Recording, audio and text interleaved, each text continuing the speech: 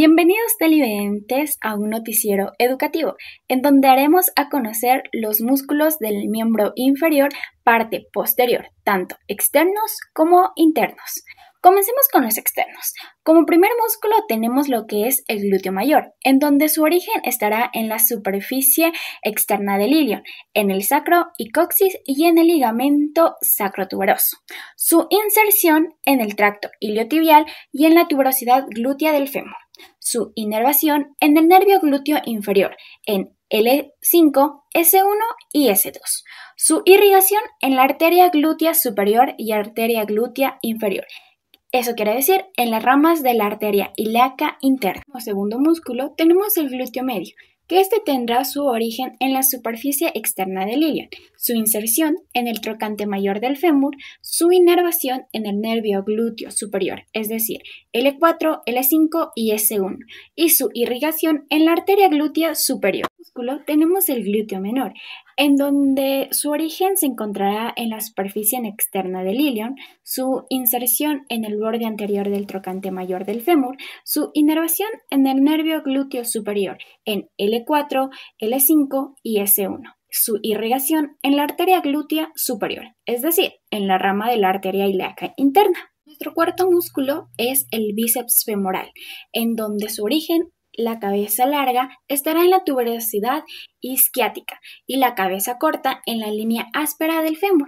Su inserción en la cabeza del peroné. Su inervación, la cabeza larga en el nervio tibial, es decir, en el nervio ciático, L5, S1 y S2, y la cabeza corta en el nervio peroneo común, es decir, en la parte del nervio ciático, L5, S1 y S2. Y como quinto músculo tenemos el semitendinoso, en donde su origen se dará en la tuberosidad isquiática, su inserción en la parte proximal de la tibia, cara medial junto a la pata de ganso, su inervación en el nervio tibial, parte del nervio ciático, L5, S1 y S2.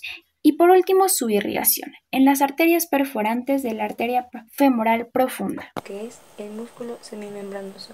Este de aquí se encuentra en la parte posterior e interior del muslo. Se origina en la tuberosidad isquiática. Este de aquí también se inserta en lo que es el cóndilo medial de la tibia. Las irrigaciones sanguíneas de este músculo son desde la arteria femoral hasta la popltea. Hay unas varias funciones, las cuales son que extiende la articulación coxofemoral y flexiona y rota internamente la pierna. También evita lo que es la rotación externa de la flexión de la rodilla. Como siguiente músculo tenemos lo que es el gastrocnemio. Este de aquí es un músculo en el cual se encuentra en la parte posterior de la pierna y es el músculo principal de la pantorrilla. Este de aquí se inserta en lo que es la superficie posterior del calcáneo a través del tendón de Aquiles. También está inervado en el nervio tibial, el cual proviene de los ramos anteriores de los nervios espinales S1 y S2. Este también actúa en lo que vienen siendo varias actividades básicas, como lo son correr, saltar y caminar. Se articula en la rodilla y en el tobillo. Las venas que pasan por este músculo son la vena safena menor. Como siguiente músculo se tiene lo que es el sóleo. Este de aquí se origina en la línea del sóleo, al borde medial de la tibia, en la cabeza de la fíbula y al borde posterior de la fíbula. Su inserción es en la tuberosidad del calcáneo. La inervación de este es en el nervio tibial S1 y S2. Las venas sanguíneas que pasan por el músculo del sóleo son las venas tibial posterior y la peronea. Tenemos lo que es el músculo del aductor mayor. Este de aquí se origina en la rama púbica inferior y en la rama del isquion. Su inserción va a ser en la tuberosidad del isquion. La inervación de esta va a ser en la porción aductora, que será en la tuberosidad glútea, línea áspera, en la línea supercondilia medial, en la porción isquion isquiocondilia, en el tubérculo del aductor del fémur.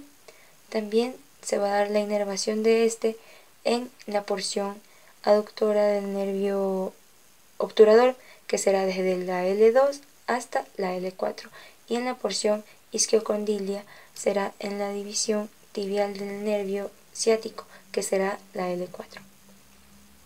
En nuestro pequeño segmento vamos a seguir continuando presentando lo que son los músculos del miembro inferior.